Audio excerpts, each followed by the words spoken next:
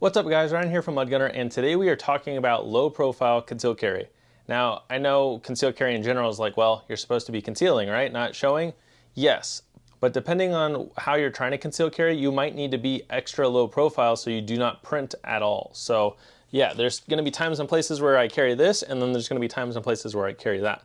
And yeah, so I'm talking about this because I may or may not be going to places where I should not be carrying a gun, or they don't like it at least. And I'm not talking about California. That was a weird wink.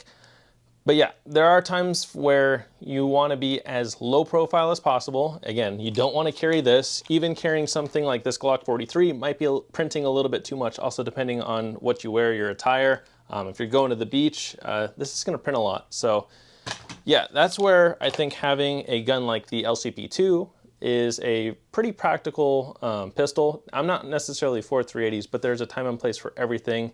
And one thing I want to point out, the smaller you go, a lot of times the harder it is to shoot. Everyone wants to buy these for their girlfriends, and I don't recommend it because it is a harder gun to shoot than, you know, a Glock 19 size pistol or even a Glock 43. So yeah, time and place for everything. But if you need to be as concealed as possible, or at least in my case I need to be, this is kind of the go-to. And obviously your distance is limited, your stopping power is limited, and your capacity is very limited. So it does require a little bit more skill to be comfortable with this. And I know there are people that are like so set on running race gun type setups or concealed carrying their 2011 or whatever. I have plenty of friends that carry like $3,000 handguns.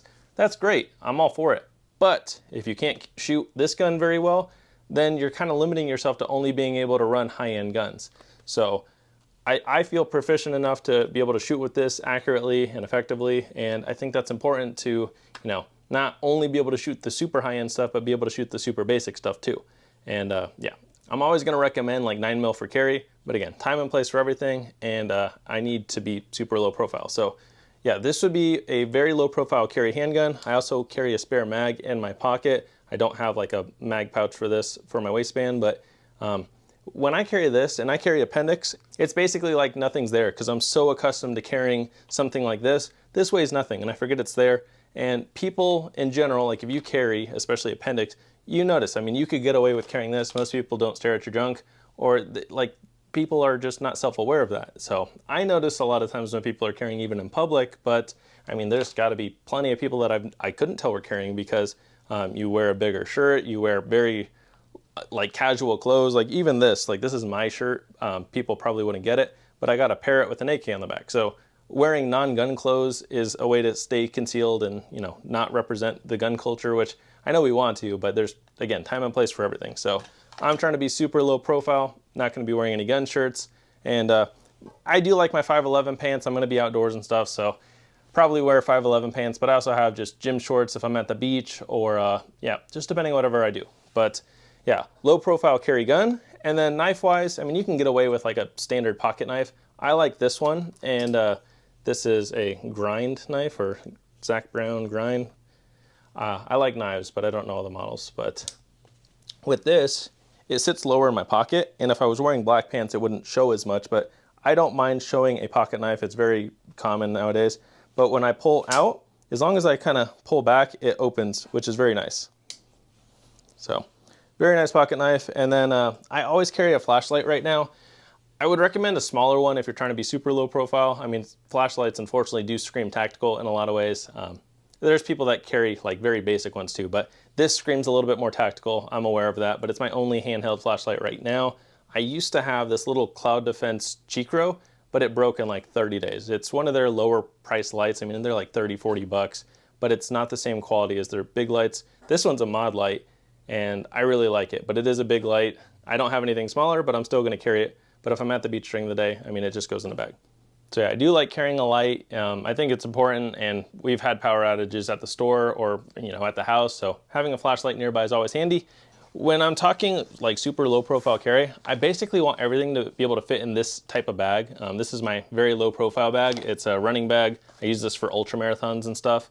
And also when I go run, I always have this in here. This is an IPOC. It's got like a tourniquet and some gauze and gloves and all that. So I always leave this in the bag, and depending on how low profile carry you want to be, it would be a very good idea to carry like a tourniquet or a small med kit on you too. I know your pockets get full, and depending on if you're wearing like swimming clothes or anything like that, you may not be able to. But having a bag like this, again, it's super low profile. I can fit everything that I would be carrying in here, and it doesn't scream tactical. So athletic stuff or runner stuff, it's very low profile in my opinion. Still at the risk of being stolen, so just always watch your stuff. But I basically want all my carry stuff to fit in here. I got my wallet, knife, gun, whatever, and yeah. So pocket knife wise, something like this is good. Also basic pocket knives are good. If you want something a little bit more fixed blade, I've actually been liking this. So this is a half face blades. I forget what they call it, but it's like a pick or a shiv or whatever. Even though it's long, it's very low profile, and I can carry it very comfortably, and it sits right here. And when I bend over, it's pretty comfortable. Like I could show you guys. I mainly carry it with this, but let's say I want to carry this Ruger, right? You guys should be able to see. Sorry, you might see some skin, but I put this over my belt. I'm also just wearing my inner belt for a battle belt, and it works pretty well. But you notice, it doesn't print. I mean, if I pull my shirt back, it's gonna print, but that's not realistic. So this is normal. And then with this, it's got the ulti clip on it.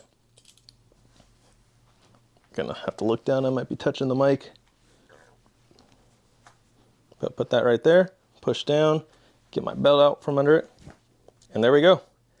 And what's nice with this, I can draw, and then I can also grab this, and it's very fast. Like, it doesn't take much practice to be decent with this, and again, I could sit down, and it's not bad. So it does push to the side, but I'm not digging in. I can like lean forward, and I can sit like this, you know, forever. It's not bad.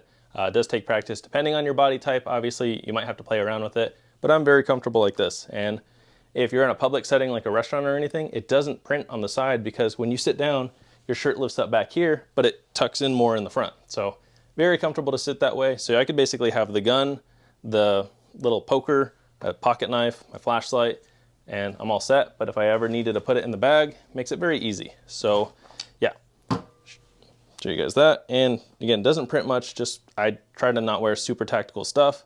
And you don't even need a belt really with this. Like I can get around not having a belt with this Ruger LCP, but it draws very nicely.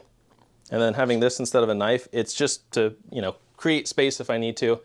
I am not a tactician by any means with this, so I'm not telling you guys advice, but I like the self-defense mindset. Chances are if you're watching my YouTube channel, you like the self-defense mindset. So it's just, we're allowed to own it, so why not use it? But use it, you know, responsibly.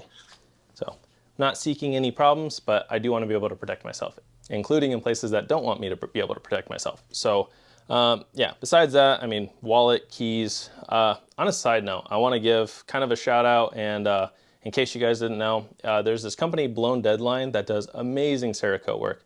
I don't own anything by them, but I've met the owner, Mike, a couple times at SHOT Show. Very nice guy. We've talked a few times, and he was very kind enough to give me this wallet probably like 5 or 6 years ago.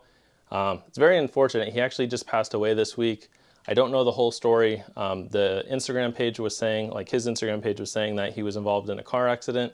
I don't know the whole details of that, but from what I read, he was fighting for his life for about a week, and then he did pass. It's very unfortunate, and you know, my thoughts are with Blown Deadline. I don't know his whole family or, you know, everything, but Mike was a very nice man, and I know everyone in the industry really loves him. So yeah, he was super kind when I met him. He gave me this wallet again like 5 or 6 years ago. It's a Scudo wallet, but he Cerakoted it and put Blown Deadline on the side. I've been carrying it every day since, and yeah, I plan on carrying this for the rest of my life. As long as this thing is functional, I'm not gonna buy another wallet. So I'm sorry to hear that for Blown Deadline.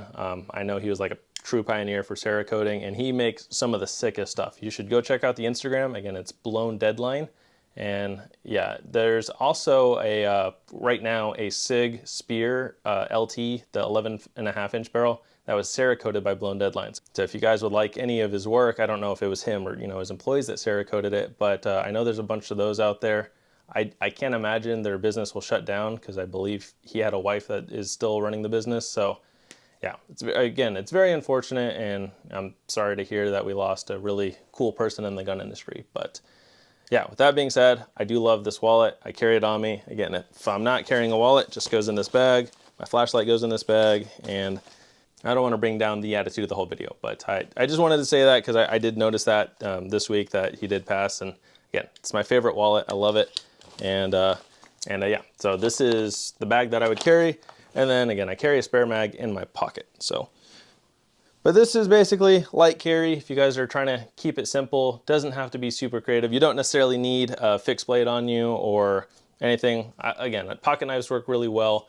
But yeah, I'm very pro being able to protect yourself. I think it's very important. It's our constitutional right. And yeah, I like knives too, but I'm not an expert on knives, just so you know. I do like guns and I feel pretty comfortable shooting guns, so that's my specialty. But yeah, thank you guys for watching. I hope you enjoyed. I know it's kind of a quick video, but I think it's a good topic. Just know how to conceal carry a little bit lighter than you might be used to and just get some practice in. And yeah, stay tuned for my next video.